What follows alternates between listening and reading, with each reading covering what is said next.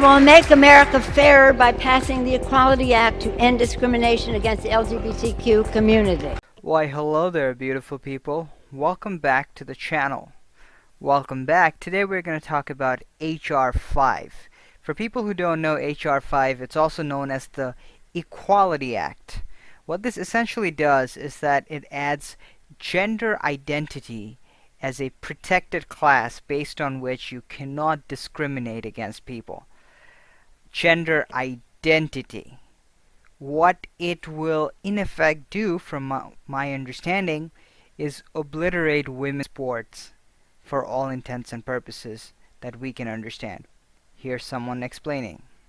A transgender high school athlete who is biologically a male took first place in both the 100 and 200 meter dash at Connecticut's Girls Track and Field State Championships. When I'm at the start of the race, when I'm lining up and getting into my blocks, everyone already knows the outcome. Those two athletes are going to come 1 and 2, and everyone knows it. Can you guys tell that this girl is scared?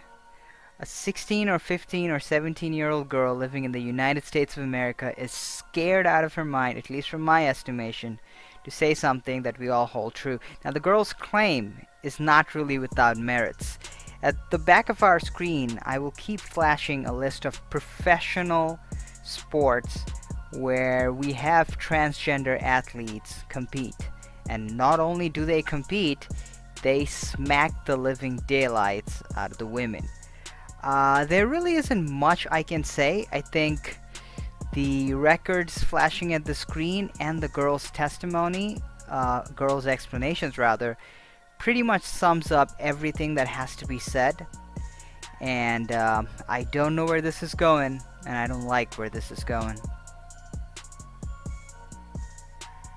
Here we are today. We're proud to stand with members from both sides of the Capitol to take a momentous step toward full equality with LGBTQ Americans and for our country. Our founders, in their wisdom, wrote in our beautiful preamble to the Constitution, the blessings of liberty. Talked about the blessings of living, which were to be the birthright of all Americans. That's why I'm especially upset that last night we're all sickened and saddened to see the president revive his hateful transgender service ban.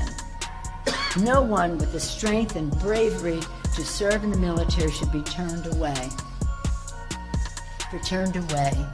So sad. I had some trans in uniform folks here for the State of the Union address, and they were so saddened because they have a high percentage of participation in our military, and to have that not get its full respect and in fact lessened by the president's action. So our work, we have important work to do. We'll be fighting to defeat this disgusting ban, and we will succeed. While the president betrays our values with his ban, the Congress is bringing our nation closer to the founding promise of equal liberty and justice for all with the Equality Act. Sexual orientation and gender identity deserve full civil rights protections in the workplace and in every place. Education, housing, credit, jury service. You want jury service? And public accommodations.